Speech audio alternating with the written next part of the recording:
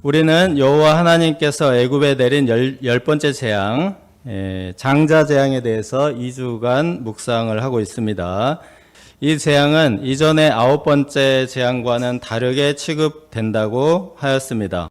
세 개가 한 세트고, 그리고 또 하나의 재앙으로 취급되고 있습니다. 매우 특별한 사건이었기 때문에 이 사건의 비포와 애프터가 크게 달라집니다. 달력이 농사 달력에서 신앙 달력으로 바뀌고, 유월절, 무교절, 그리고 처음 남자의 대속, 이 세 가지 율법 제도가 생깁니다. 실로 엄청난 재앙에서 구원을 받기 때문에 일어난 일입니다. 지난주에 유월절에 일어날 일을 아주 길게 예언했는데, 오늘 본문은 그 재앙이 일어난 사실은 비교적 간단하게 기록합니다. 이 사건을 어떻게 잊지 않고 기념할 것인지를 대부분 기록하고 있습니다. 첫째, 이는 여호와의 밤이라. 12장 28절에서 51절입니다. 28절을 보시면 이스라엘 자손이 유월절에 대하여 듣고 물러가서 그대로 행하였습니다. 모세와 아론이 전한 대로 어린 양을 잡아서 그 피를 문설주와 임방에 바르고 집안에 들어가서 유월절 식사를 했을 것입니다. 탈출할 만반의 준비를 갖추고 있었을 것입니다. 그날 밤중에 장자 재앙이 경고한 대로 일어납니다. 바로 왕위에 앉은 바로의 장자로부터 옥에 갇힌 사람의 장자까지 가축에 처음 난 것도 다 죽임을 당합니다. 빈부 귀천 차별이 없고 사람과 짐승도 구별되지 않습니다. 그 밤에 애굽의 모든 사람들이 깜짝 놀라서 일어나서 부르짖었습니다. 죽임을 당하지 아니한 집이 하나도 없었기 때문에 큰 부르짖음이 있었습니다. 애굽 사람들은 왜 이렇게 부르짖게 되었습니까? 여호와께서 그들을 치셨다고 하였습니다. 다 치심에 여호와께서 그들을 치신 이유는 그들이 먼저 이스라엘 자손들을 쳤기 때문입니다. 여호와께서 자기 백성들의 부르짖음을 들으시고 그들의 고통을 그대로 갚아주시고 그들의 억울함을 풀어주시고 공의로 심판하시는 차원에서 치셨습니다. 이전에는 애굽 사람들의 학대와 유아 학살 등으로 이스라엘 자손들이 부르짖었는데, 이제는 애굽 사람들이 부르짖게 된 것입니다.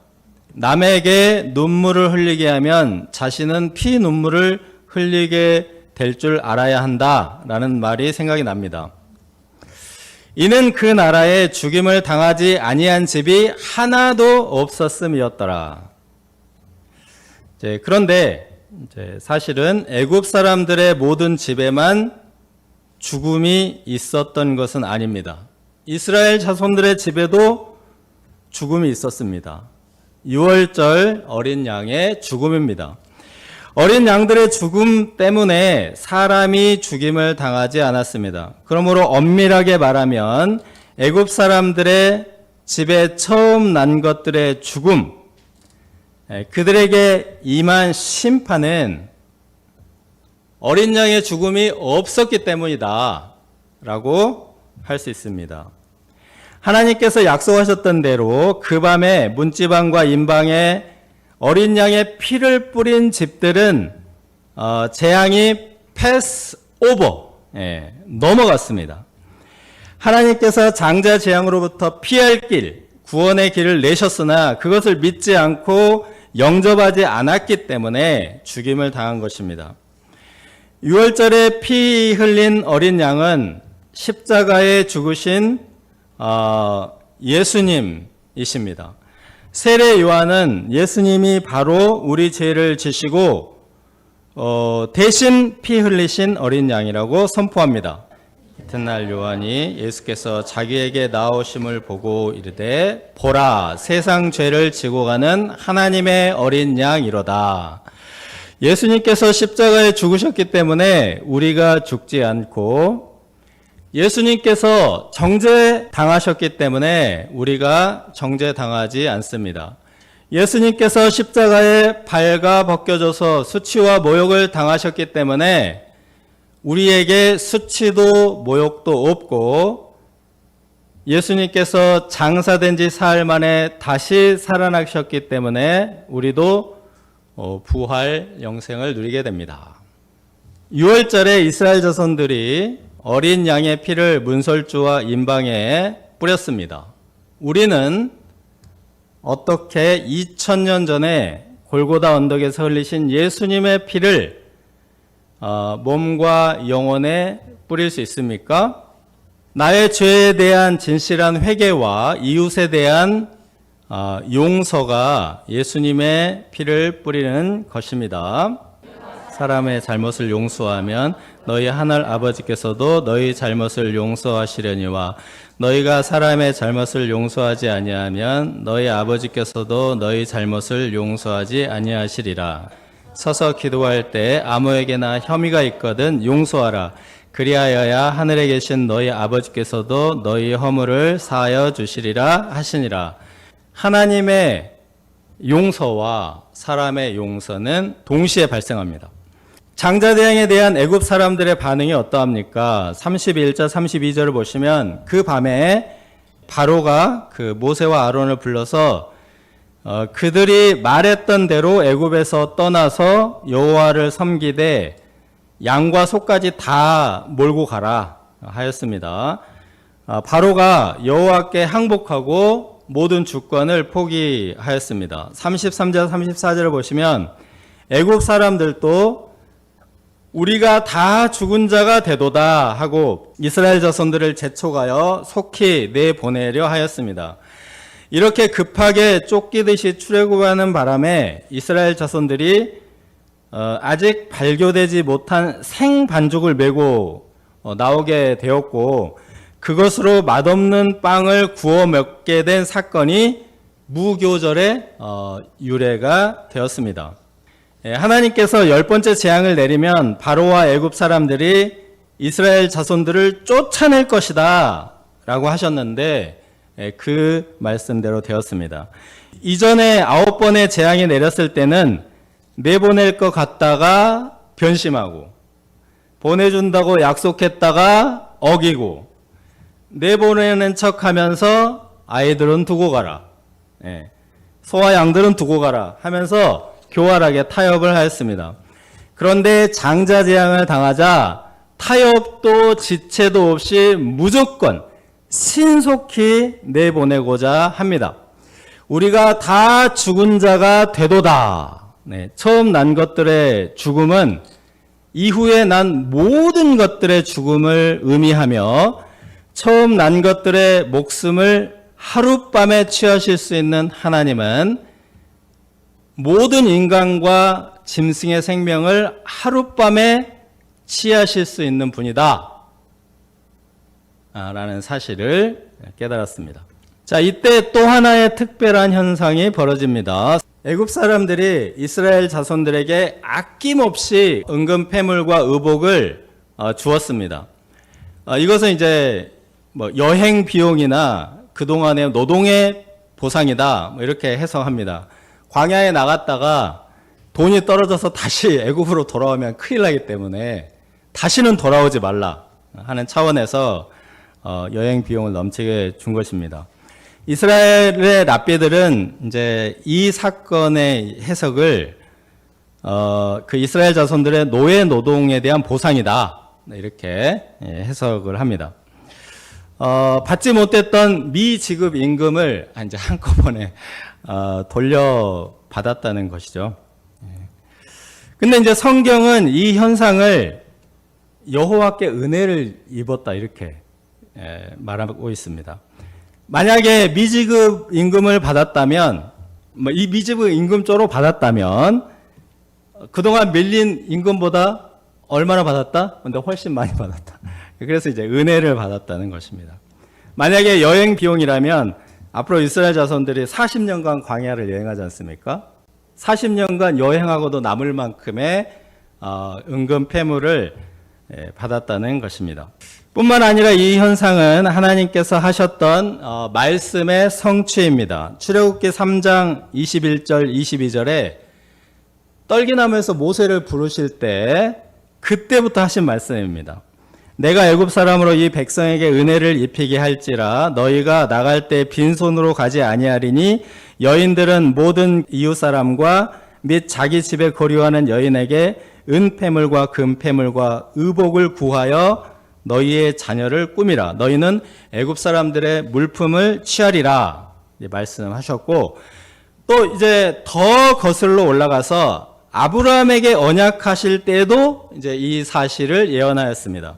창세기 15장 13절 14절에 보면은 여호와께서 아브라함에게 이르시되 너는 반드시 알라 내 자손이 이방에서 객이 되어 그들을 섬기겠고 그들은 400년 동안 내 자손을 괴롭히리니 그들이 섬기는 나라를 내가 징벌할지며 그 후에는 내 자손이 큰 재물을 이끌고 나오리라. 그래서 이것은 갑자기 돌발적으로 일어난 일이 아니라 하나님의 계획 안에 있었던 일입니다. 그들이 애굽 사람의 물품을 취하였더라. 여기서 취하였다 이 단어는 약탈하다, 벗기다, 제거하다 라는 뜻입니다. 벗겨서 가져왔다 이제 그런 뜻이거든요. 마치 전쟁에 승리하고 전리품을 얻은 것처럼 당당하게 승리자의 모습으로 출애굽을 한 것입니다.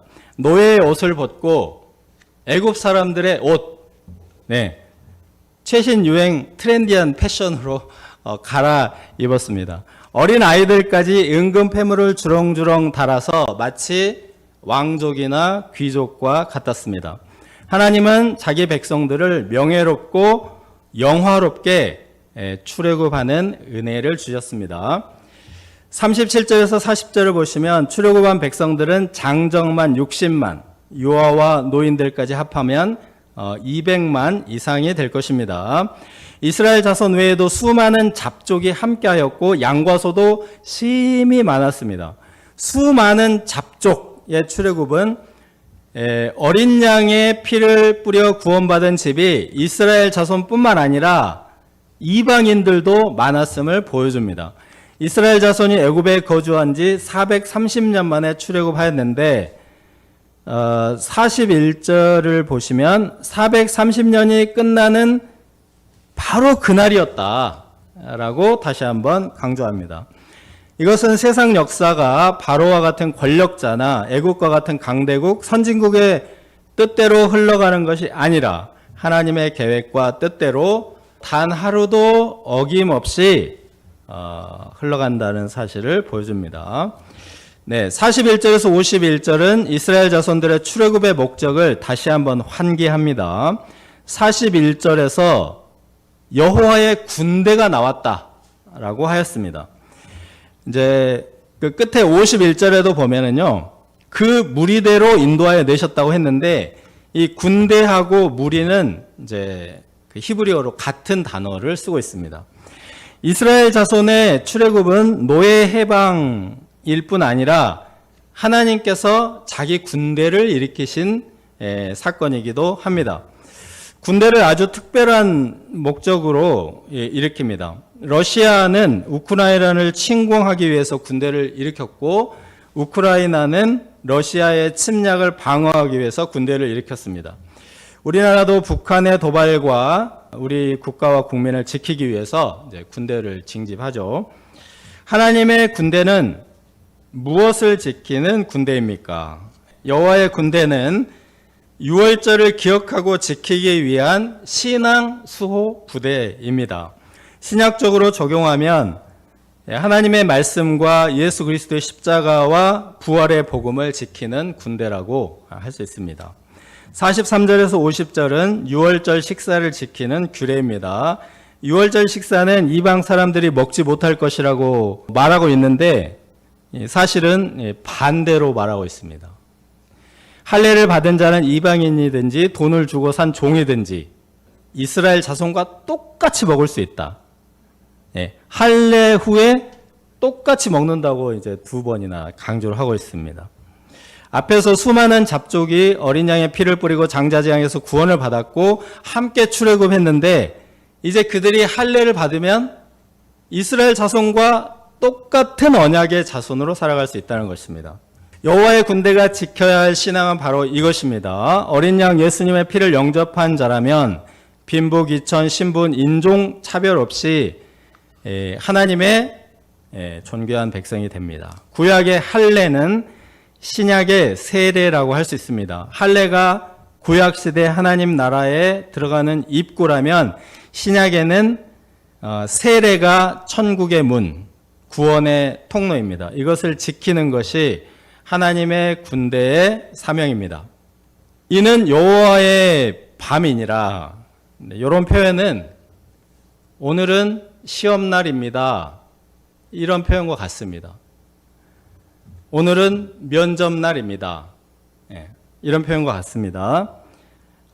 우리가 세상에서 다양한 방식으로 시험을 보고 평가를 받습니다. 그런데 궁극적으로는 최종적으로 하나님의 평가를 받는 날, 여호와의 밤, 여호와의 날이 있습니다. 우리가 세상에서 평가받을 때 어떻게 받죠? 40점, 50점, 90점, 100점 이런 식으로 받는데 여호와의 날에는 큰 부르짖음이 있든지 완전한 구원이 있든지 100점 아니면 0점입니다. 어린 양의 피와 함께 구원받는 자들이 되기를 기도합니다. 둘째, 처음 난 모든 것은 내 것이니라. 13장 1절에서 16절입니다. 이 유월절 때문에 만들어진 규례가 세 가지라고 했죠. 첫 번째는 유월절, 두 번째는 무교절, 세 번째는 첫소산을 이제 드리는, 처음 난 것을 드리는 것이고, 요게 이제 초실절이라고도 하는데, 초실절은 식물만 드리는 것이기 때문에 이제 좀 크게 처음 난 것을 드리는 규례입니다. 이 세 가지 규례가 이때 생긴 겁니다. 하나님께서 이스라엘의 처음 난 것들을 살려주셨기 때문에 이 구원을 기억하기 위해서 생긴 이 규례가 처음 난 것의 구별입니다. 11절에서 13절을 이렇게 점프해 보면 뒤에 가보면 다시 처음 난 것을 하나님께 헌물로 바치는 규례를 이제 반복해서 설명하고 있습니다. 이 처음 난 것이란 생물학적으로 처음 난 것이라는 뜻이 이제 아닙니다. 이제 고대의 이런 표현은 순수한 것, 우월한 것, 그리고 모든 것의 그 대표가 될 만한 온전한 것, 그런 표현입니다. 순수한 것, 우월한 것, 온전한 것, 이런 의미입니다. 이 처음 난 것의 구별은 사람과 짐승뿐 아니라 레위기에 이제 보면은 과실과 농작물의 첫소산도 이제 포함이 되어 있거든요. 근데 예를 들어서 그 무화과 나무와 포도나무 이런 나무를 딱 심었어요. 그러면 첫소산을 언제 드리냐면 1년, 2년, 3년째 맺은 열매는 먹지도 않습니다. 먹지도 않아요. 4년째 맺은 열매를 처음 난 것으로 드립니다. 레위기에 보면 그렇게 나와 있습니다. 왜냐하면 이제 나무를 심으면 3년 동안에는 뿌리를 막 내리느라고 열매가 온전하게 맺히지 않기 때문에 3년 동안은 그냥 두고 온전히 뿌리를 내린 4년째 열매를 처음 난 것으로 드리는 것입니다. 그러니까 처음 난 것은 뭐죠? 생물학적으로 처음 난 것이 아니라 순수한 것, 우월한 것, 온전한 것, 이것을 하나님께 드린다는 뜻입니다. 이처럼 처음 난 것을 드릴 때 땀과 눈물로 얻은 것이기 때문에 아까울 것입니다. 그런데 이렇게 해야 장자 재앙에서 구원받은 은혜를 잊지 않고 기억할 것입니다. 여호와의 밤을 가급적 온전히 기억하고 생생하게 기억하고 순수하게 기억하기 위해서 정말 아깝고 귀하지만 처음 난 것을 하나님께 드리라고 하였습니다. 3절에서 10절은 무교절 규례입니다. 지난주 그 장자재앙 예고할 때 무교절을 한번 쫙 설명을 했는데 여기서도 같은 이야기를 하고 있습니다만 약간 이제 다른 점이 있습니다. 젖과 꿀이 흐르는 땅에 들어가서 풍요를 누릴 때 이 6월절 잊지 말고 지키라는 당부입니다. 젖과 꿀이 철철 흐르는 풍요를 누리게 되면 애굽에서 노예 생활을 하면서 당했던 그 학대와 고통, 그때는 그냥 기억하기도 싫고 그냥 잊어버리기도 쉽습니다. 6절 7절을 보시면 무교절 일주일 동안 유교병을 아예 먹지도 말아야 할 뿐만 아니라 누룩조차도 보이지 않게 해야 합니다. 말씀 공부할 때 어떤 분이 무교병에 대한 설명을 딱 듣더니 무교병이 창크래커 비슷하겠네요. 그렇게 얘기를 하더라고요. 근데 진짜 비슷해요. 그림 한번 보세요. 예. 완전히 창크래커. 젖과 꿀이 흐르는 땅에 맛있는 것들이 차고 넘치는데 아무 맛없는 빵을 먹을 수 있겠습니까? 뭐 어른들은 어떻게 먹겠지만 아이들은 뭐 입도 안 댈 수 있습니다. 뭐 그래도 이제 굶어 죽을 수 없기 때문에 일주일 동안 어떻게 하든지 이제 먹고는 살아야겠죠. 이렇게 하는 이유는 먼저는 유월절 사건을 절대로 잊지 말아라 하는 뜻입니다. 네, 그날 여호와께서 그 손의 권능으로 강력한 장자 재앙을 내리시고 바로와 애굽의 모든 집에 죽음이 없는 집이 없게 하셨기 때문에 엄청난 충격을 주셨기 때문에 출애굽이 가능했습니다. 그렇지 않았다면 여전히 그 이스라엘 자손들은 애굽에서 종노릇하면서 노예 생활하면서 학대당하고 인간 취급도 받지 못하고 살았을 것입니다. 또한 그날의 어린 양의 피로 구원을 받았기 때문에 지금 이스라엘 자손들이 있는 것이고 존재하는 것이고 또 그들이 가나안 땅의 풍요도 누릴 수 있는 것입니다. 얼마나 비참한 가운데서 구원을 받아서 오늘의 영화와 풍요를 누리게 되었는지 그것을 잊지 말고 기념해야 합니다. 풍요를 누리다 보면 잊어버리기가 너무 쉽기 때문에 일주일 동안이나 무교병을 그냥 꾸역꾸역 먹으면서 지키라고 하신 것입니다.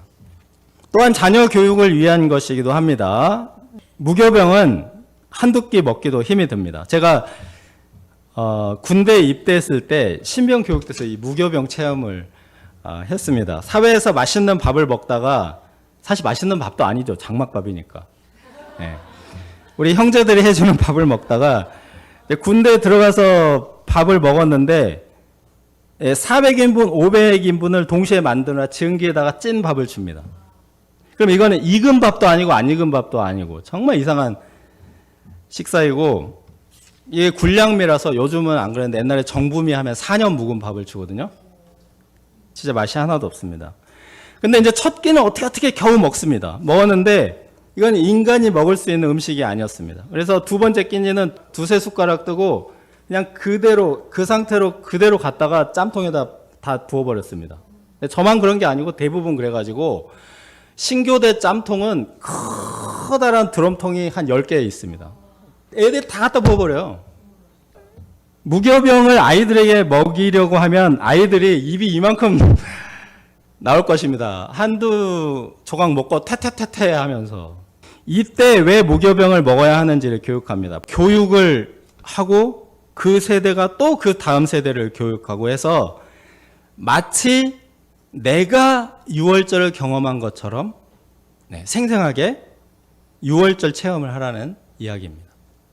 그러니까 출애굽 이후 세대는 유월절을 직접 경험하지 않았지만 출애굽이 있었기 때문에 그들이 존재하고 노예의 후손으로 태어날 뻔했으나 출애굽했기 때문에 가나안 땅 주인의 자녀들로 태어났다는 것입니다. 그래서 사실상 직접적인 수혜자인 것입니다. 출애굽 세대는 노예 생활의 비참함도 맛보고 출애굽 이후의 축복도 맛봤잖아요. 출애굽 세대는 두 가지 다 맛봤는데 출애굽 이후 세대는 노예 생활을 맛보지 않았기 때문에 출애굽의 수혜자는 사실상 더 큰 혜택을 받은 사람 누구입니까? 출애굽 이후 세대입니다. 그러므로 더더욱 잊지 않기 위해서 무교절을 엄중히 지키며 또 후손에게 가르치라고 하십니다. 11절에서 13절은 처음 난 것의 구별을 재차 강조하고 있는데요. 조금 특별한 내용이 추가됩니다. 집에서 기르는 제사로서 짐승들 중에 부정한 것은 하나님께 드릴 수 없잖아요. 소나 양이나 염소는 드릴 수 있는데 그 부정한 것의 대표가 나귀인데 나귀의 첫 새끼를 낳으면 어린 양을 대신 드리라는 겁니다. 그런데 어린 양을 못 드리는 경우가 있습니다. 가난해서.